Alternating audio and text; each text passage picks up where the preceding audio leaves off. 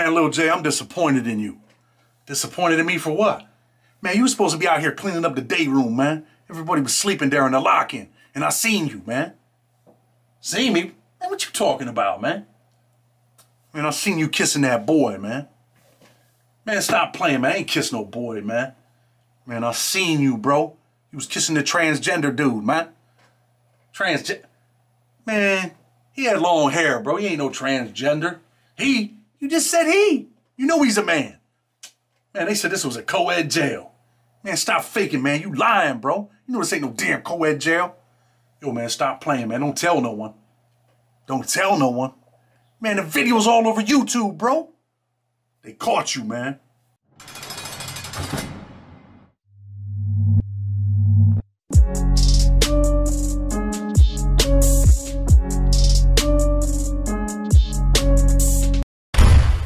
He was, come on, man. For niggas, they played me in that bitch, man, on Tuka. Everybody play. I would have saw him. He saying like that. If he would have saw me and said, you ain't like that on Tuka, I would have broke his jaw on JoJo. Man, listen. Your man's faking at the highest level, right? The rapper Lil Jay, man, just tell the people the truth, man. Pretty much, man, you're on ass. You wasn't just in jail, like, kissing the dude in the day room. You know, you see a lot of these cats, man, that, you know, they're faking at the highest level, right? But, you know, if that's you and that's what you do, man, then people are going to respect it when you're like, well, maybe not your homies, but people will be like, yo, man, you're on ass, bro. I mean, you just hang out over there, right? I mean, that's what you would think. And, you know, big shout out to Say Cheese TV. I mean, the man's doing big things, obviously. But he interviews this cat about this situation. And dude was like, man, look, man, who is this dude talking about me? Like, I never heard of him. Bloodbath. He's got this goofy-ass tattoo in the middle of his eyes. Man, this man's faking. He's lying on me. If I'd have been in jail with him, man, I would have broke his jaw. Look, man.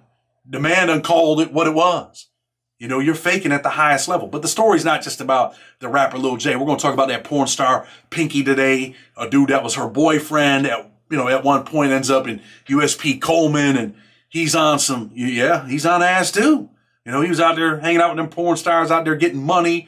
You know, he was doing a bunch of fraud, selling some big drugs. An African kid, not an African-American, an African kid that was from Africa over here. You know, he was getting some real money. And when you see him, you're like, damn, man, dude, you know, dude's got it together. And then you find out, like, he's on ass. But anyway, you know, sometimes we've talked about on this channel about Spider-Man. Spider-Man was a dude, man, named Unique. He's from my city. Damn, I didn't want to say that. I didn't want to tell you guys he's from Rochester. But anyway, you know, he shows up at Raybrook, comes to the prison, and, you know, he seems like an all right dude. And then, you know, as you get to know him, you're kind of like, man, he's a little goofy, acting like he's the, you know, too hard for the yard. One of the toughest dudes on the compound. Somebody, he's from New York, he's from Rochester, but he got caught his case in Carolina. And, you know, there was some, you know, things going on with him where dude was like, man, I think dude was on ass, bro. There's some funny stuff going on with him and that Mexican up there. And people are like, nah, bro, you think so? Like, yeah, man. Like, and then, you know, some of the homies from, you know, Rochester, they'd be joking around with him. Like, yo, bro, you on ass, man. Or, yo, bro, you can't sit over here. And he'd be like, what do you mean I can't sit over here? Man, we know you on ass. He's like, man, stop playing, man. Yo, and he'd get real serious. Like, ready to fight. Like, yo, man, stop playing with me like that. Yo, man. Yo, kill that shit, bro. Yo, not on ass, bro. Stop that. And he'd be like, man, stop, man. You stop it. And there were a couple times where, you know, sometimes I get in them moods, man. I get in them crazy, funny moods, man. And I start just, you know, I would just mess with him. And he had like he wanted to fight me on 2 or 3 occasions. And we didn't end up fighting. But, I mean, I could be out here faking and be like, yeah, man, I had to bust him up. Just playing. We know, we got into a couple little things, and then I kind of left it alone. And then there was a situation where we started calling him Spider-Man. He's in the shower. He climbs over the top of the shower, all right? In Raybrook, they got 2 showers. There's one dividing wall, and you can climb over the top, I guess, and get over there, right? The pipes are all up there.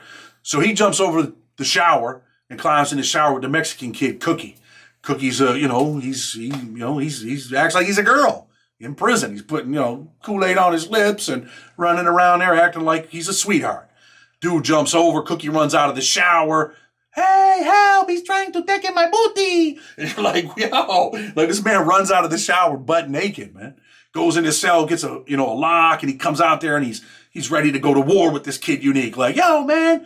And Unique's like, yo. You know, now everybody's focused. The whole unit's on Unique. Now the truth has finally come out. Bro, you're really on ass. You was trying to fight people. You was getting angry when people were joking with you. And now here it is, man. We're in jail and we find out that you're really on ass. And now some of the homies, you know, they get together with the Pisces. The Pisces want him out. They're like, yo, he's trying to take his butt. And then people are like, yo, but what's the real story? And Unique starts to tell his story. You know, you've already told us that you weren't on Azzz, that you wasn't gay, you know, or what? Now you're just gay for the stay? Come on, man, stop playing, man. You're on Azzz. You've always been on Azzz. And now you're over here faking at the highest level. And he's like, nah, look, man, I ain't trying to take it. I've been paying this man. I put money in his account. He wanted them to go look at his computer. And he's telling them the name of the person that's sending the money for him to this, you know, to this dude for his, you know, for his coolie, right?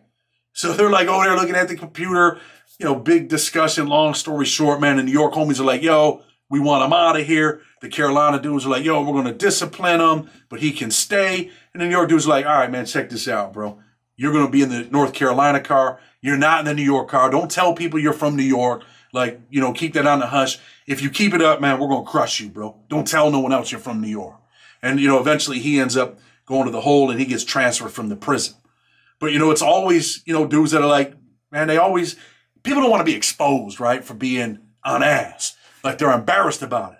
You're embarrassed about it, but yet this is what you're doing. This is who you are. And now, you know, another story about the kid. This is a story, and there's a message in this, right? It's just not here to talk about rapper Lil Jay or what do they call, culture vulture. You know, there's a message here, and this is the important message. Like I said, man, I had a kid in the cell next to me. He was an African kid, pretty smooth dude, man. He got the white G-Shock watch. He's got the Oakley or Nike sunglasses, and you know he's running around like, man, he's that dude. Yeah, bro. I was swiping. Back then they called it swiping. He was doing a bunch of fraud.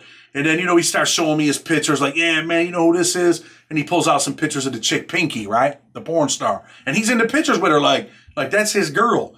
So now when he's telling me like, yo, that was his girl, like his love, and, you know, they were together and all of that good stuff, I start thinking in my mind like, all right, I understand, you know, you're young, you're out here in the street, you're having fun, and, you know, you're pretty much banging this porn star.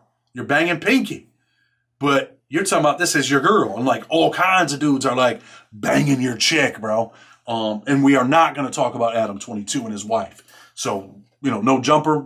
We got no beef, homie. We're not talking about your situation. But anyway, so dude's like, he's in love with this chick, man. Like, you know, that was his girl. And he's got like pictures kissing her. And in my mind, I remember talking to my celly like, damn, bro, like dude was over here showing us his pictures, but man, he's kissing this chick on the lips and she's like, getting blazed by like all these dudes, bro. Like she's eating a lot of, you know, a lot of donkeys. We'll say she's been eating a lot of donkeys, and dudes like kissing her on the mouth. Next thing you know, man, I see this smooth ass dude, man. He's out on the yard, always hanging out with, you know, the boys. We'll call them boys. That's what they call them in prison, right? He's out there hanging out with the gay dudes, the boys, whatever. And next thing you know, he's spinning the yard with this dude. Now check this out. If you've ever been to Coleman, man, you know that these cats, man, they had like a little population over there. Like they had their own little group, their own little gang. They'd be fighting each other and arguing over this dude, arguing over that dude. And next thing I know, man, the African kid's like loved up. He's loved up with this one dude. They're walking the yard together all the time. I remember he gets locked up one time for being in the dude's unit when they had an emergency count. He goes to the hole, and now dudes are like, damn, bro. Like, oh boy, he's on Azzz. And now you're shocked, like, damn, man. And, you know, like I said, I'm one of them dudes, man, where, you know, we joke around and stuff. And I started, you know, joking around with him, right? And I'm like, damn, bro, you like, and he's like, man, listen, it is what it is. That was his response. It is what it is. I'm like, damn, homie, you're on that Izzle. And then eventually, man, like, it becomes a thing where dudes out there arguing with other dudes, beefing with other dudes over, you know, his boy, over this dude. And dudes running around here looking like a girl. They got, trust me, they got dudes in there with tits and all of that. And you're like, what the hell is going on over here? You're shocked. So the moral of his story is he's down at the gym, right? Kid was a phenomenal basketball player too. He's down at the gym and he's blazing this dude every day at the gym. And then something happens. For some reason, he goes down and he takes an HIV test. Damn, bro. Your man goes down there. He takes an HIV test. And I'll never forget this, man. He ends up testing positive for HIV, man. Now, I don't know if he got it from old boy. I don't know if he got it when he was out in the street. But I think it's safe to assume that he got it from dude. And there was a reason why.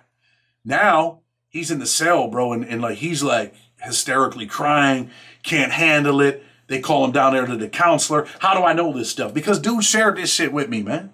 Dude talked to me like, damn, bro, after the situation. He's like, damn, bro, I don't know what to do. Like, sometimes, man, when you're so stressed out and you're hurt, you want to talk, man. You want to express. You want someone to, I guess, comfort you. It wasn't that type of party.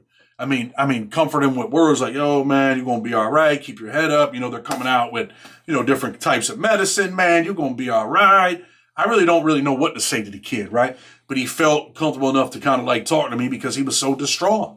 And, he probably didn't want to go talk to none of his people, I guess. Like maybe he felt more comfortable talking to me.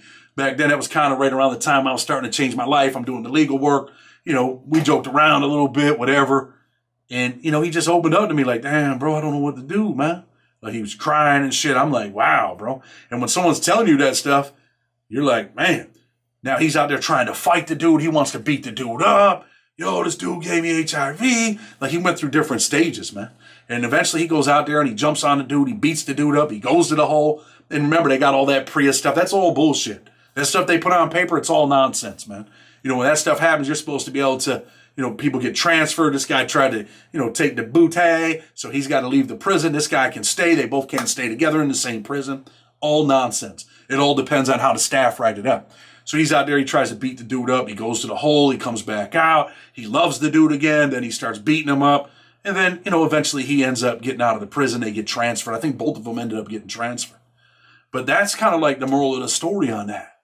Dudes are like gangsters, they come in faking at the highest level, and the next thing you know, they're like, yeah, man, once they're caught, they're kind of like, man, it is what it is. Like they can't, you can't hide from it. My man, little rapper dude right here, he was talking about, oh, man, I'm out here banging chicks and doing this. And, bro, were they chicks with dizzles? Chicks with man, we can't say it. We're on YouTube, bro. We can't say it, man. We can't use the D word on here. But anyway, next story, man, of dudes that do this type of stuff. And this was a story that kind of shocked me. I think I might have mentioned this kid, in passing, right? Kid named Aaron. He's a skinhead, catches his case in Vegas. He ends up in the feds, and he's got a life sentence. Kid's got a life sentence, right? He's got a life sentence in Vegas, and I want to say 30 years in the feds. And this kid was a straight gangster, man. And if you ever seen the movie American History X, he was that type of dude. The dude that was on like, yo, man, no white dude should be playing baseball with black dudes or basketball and, stick with your own. And, he was like on that hardcore, white stuff, I guess. I mean, what do you really call it, right? He was on that, that white shit real hard. And, he ends up in the hole. When Aaron gets hit, my celly Pike, they got the same name. When he gets hit, we end up in the hole with him.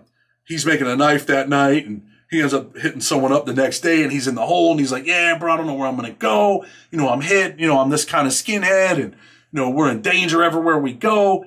But dude was on some gangster stuff, man. He ends up getting on the, plenty of people probably heard the story where, the dude gets the chains off his waist and he starts hitting the other dude with the chains. That was Aaron, man. Aaron was the dude that took the chains off and just started hitting up one of the white gang members that he was beefing with. He hits the dude up. And eventually I see this cat at another prison, right? I see him at Tucson. He ends up coming to Tucson. And, this is right when Tucson was transitioning into a bad yard. I mean, it is what it is. It ends up becoming a bad yard. At first, it's just, one unit, and then they start changing things, and then, people end up getting shipped out, regular people. And, if you wanted to stay, you could stay. And a lot of dudes like, man, I'm trying to stay here, bro. I don't really care, man. Like, I've been living that pen life, and if this thing's about to, simmer down, I'm about to stay here, bro. I don't care what people say about me, man. I'm good. I'm falling back, man. I ain't looking for no trouble. Some dude stayed, some dude has left. I ended up leaving because I was, under investigation for a big deuce investigation, but that was before I really started to transition into being, don't use the word transition, when I started to kind of change my life and educate myself and started focusing on getting out of prison. So anyway, man, Aaron's there and I see him and I'm like, hey, what's up, man? Work out a little bit with him. We were doing pull-ups off the soccer goal over there. And next thing I know, people are talking about him. Like, yo, man, dude, man, like, dude's in a cell with this native dude, and, man, there's some funny stuff going on in there, bro. There's sword fighting. I'm like, yeah, right, bro. Sword fighting. And then I felt it kind of odd that he was living with, outside of his race, because he was on that shit, like I said. So I'm kind of like, damn, bro, he's living with a native dude, and dudes are talking about he's in there sword fighting that night. I'm like, nah, hell no, bro. And they're like, bro, trust me. I'm telling you, they're sword fighting. So, Aaron was a dude that I had a lot of respect for. I knew that he was a dangerous dude. But I definitely wanted to ask him, like, yo, what's up, bro? Like, what's going on? He had always been a straightforward dude. So for a couple weeks, it was kind of like, I think that he didn't want me to know. Like, he was disappointed that he was going to tell me that he also was into sword fighting, He was into the skin flute or whatever you want to call it. So it was kind of like uncomfortable. I could tell that he knew that I knew. And then one day I just asked him, man, I'm out there working out with this cat, man. And I'm like, hope you ain't looking at man, you ain't checking out my behind, are you, boy? That's how no, I didn't ask him like that. I was like, damn, bro, like, what's up, man? Like, dudes are, like, saying, like, I'm trying to blame it on other people, right? Like, dudes are saying, because this dude is a violent dude. This dude he's nice with his hands, bro. And I'm like, I'm just trying to be like, yo, what's up, man? Like, I'm working out with you every day. And I'm kind of like, where you at? Like, what's going on in your life? And he was like, look, bro, straight up. He's like, man, I got life, man. I ain't never getting out. And he had, like, that was his excuse. There's plenty of dudes in prison with life that ain't running around sword fighting around that ass. And he's like, that was his excuse. That was the way that he kind of was like justifying whatever, he was doing. And then he went even further. And he's like, look, man, like I love that dude. And I'm like, what the? He tells me that he loves the dude. And I'm like, damn, bro, like, you want to talk about shocked? I know I've seen some things in prison that shocked me. But this was probably one of the biggest shockers when Aaron tells me that, like, he loves the dude. And then they had like this, they got like their Pride Month. And this was just a few weeks later. And he's at the party. Like, they're having a party out on the yard with all these dudes. All these dudes are all together. And there's a dude there from, another country that's got like breast implants and ass implants. And there was some army dude over there that the BOP was paying for him to get, his implants or whatever. Taxpayer dollars, man. They're going to work. So dudes in there, if you started like the process, they pay for that. And then he's like at that party. And I remember, man, like my eyes locked with his eyes, like, damn, bro. And I just felt like, man, you've gone this far. You went from being this dude to being this dude. And that's why when I talk about, some of these dudes, man, don't get it twisted. Some of these dudes are gangsters, man. Just because Aaron was on that, was on that ass, don't mean that he wouldn't put that knife in you, man, because he would at the drop of a dime. And now once all that stuff came out, I just felt like me and him had like a respect level. And I think I was, or maybe I'm wrong, but I felt like I was the reason he didn't blatantly go out there and do that stuff. But once he told me after that, like, these dudes are walking around the yard holding hands. Like, damn, bro, like, you're not at the mall. You're not like strolling the carnival. Like, but that's what it is. But it's always dudes, man, that act like, yo, man, I'm like, they're too hard for the yard, right? And then eventually, when they do the stuff that they do, you're just kind of like, damn, bro. Like, you think that dude was a gangster, and he probably still is. He's just a gangster on ass. So what's the moral of the story, though, about this stuff? What have you learned today? Let's talk about what you learned today, man. We ain't out here to learn nothing, man. Well, some people are. When you involve yourself in risky behaviors, then bad things happen. But that's not the only thing, like with the African kid that ends up testing positive for HIV. I've seen dudes in prison right there in Coleman. It was with a DC kid, man. I think he came to prison with 10 years, 15 years, and he killed someone over a boy. And now he's got a life sentence. And, I think I talked about the white dude that he was with had the shark on his arm, the man eater. He had a tattoo of a shark. And one day he said something to me about my glasses, like, I like your glasses. And I'm like, yo, man, don't do that. Don't talk to me like that. I'm not, I'm respectful about it, but like, hey, stay over there with your, with Jerry Curl, with your husband over there, man.